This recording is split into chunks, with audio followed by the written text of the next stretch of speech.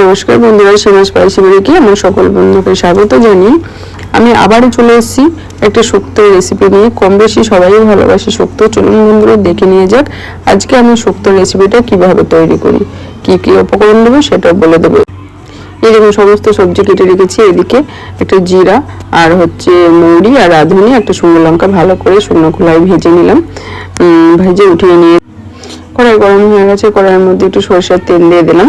তেলটাও গরম হয়ে গেছে। এবার আমি ডালের বড়িগুলো ভেজে নেব। ডালের বড়িগুলো সুন্দর করে ভেজে নেব। বন্ধুরা লাইক দিয়ে ভিডিওটি দেখবেন। যে বন্ধুরা এখনো পর্যন্ত চ্যানেলটাকে সাবস্ক্রাইব করেনি অবশ্যই সাবস্ক্রাইব করে পাশে থাকবেন। আর যে বন্ধুরা অলরেডি সাবস্ক্রাইব করে দিয়েছেন অসংখ্য ধন্যবাদ আমার ভিডিও দেখার জন্য, টাইম দেওয়ার জন্য। এবার ওই তেলের মধ্যে আমি ডালের বড়িগুলো উঠিয়ে নেওয়ার পর উচ্ছেগুলো দিয়ে দিচ্ছি। উচ্ছেগুলো সুন্দর করে লাল লাল করে ভেজে নিয়েছি। ওই তেলের মধ্যে আমি বেগুনগুলো ভেজে নেব। বেগুনগুলো সুন্দর করে ভেজে নেব। বন্ধুরা পুরো ভিডিওটা ভালো করে দেখবেন। একদম অনুষ্ঠান বাড়ির মতো লাগে খেতে এইভাবে যদি শুক্তো তৈরি করা হয়। বেগুনটা তোলার পরে আমি ভালো করে সমস্ত সবজি ভেজে নিয়েছি। আর রাঁধুনি আর আদাটা বেটে নিয়েছি দেখলেন, আর সর্ষে, সাদা কালো আর পোস্তও বেটে নিয়েছি, এটাও দেখিয়ে দিয়েছি আপনাদের। এবার আমি একটু ওই তেলের মধ্যে দিলাম তেজপাতা, শুকনো লঙ্কা আর একটু হিং দেবো। এই দেখুন, হিংটা দেওয়ার পরে এবার যে সবজিগুলো আমি ভেজে উঠিয়ে নিয়েছিলাম, লাল আলু, রাঙা আলু যেটা, কাঁচকলা, সমস্ত সবজি, সেই সবজিটা পুরোটাই দিয়ে দিচ্ছি। দেওয়ার পরে এবার নাড়াচাড়া করে নিয়েছি। নাড়াচাড়া করে রাঁধুনি আর আদাটা যে বেটে রেখেছিলাম ওটা দেওয়ার পরে আবারও নাড়াচাড়া করে নিলাম। এবার দেবো পরিমাণ মতো লবণ।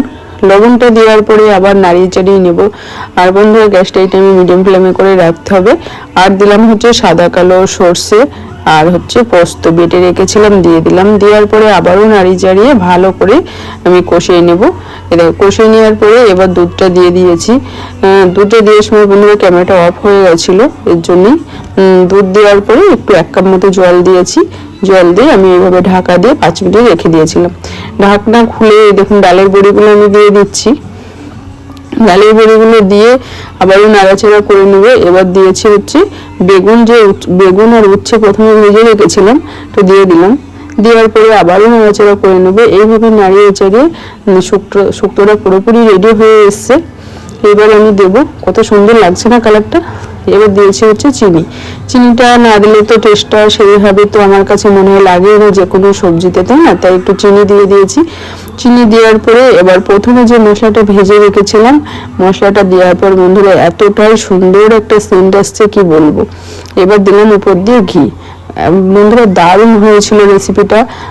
আপনারা একবার হলে ট্রাই করে দেখবেন। আর যদি আমার এই শুক্তো রেসিপি ভালো লাগে থাকে একটা লাইক করবেন, শেয়ার করবেন, কমেন্ট করবেন। পাশে থেকে যে বেল আইকনটা আছে অবশ্যই ক্লিক করে দেবেন। তাহলে বন্ধুরা আজকের মতো এইটুকু, দেখা হবে আরো নতুন নতুন রেসিপি নিয়ে। আজকের মতো ধন্যবাদ।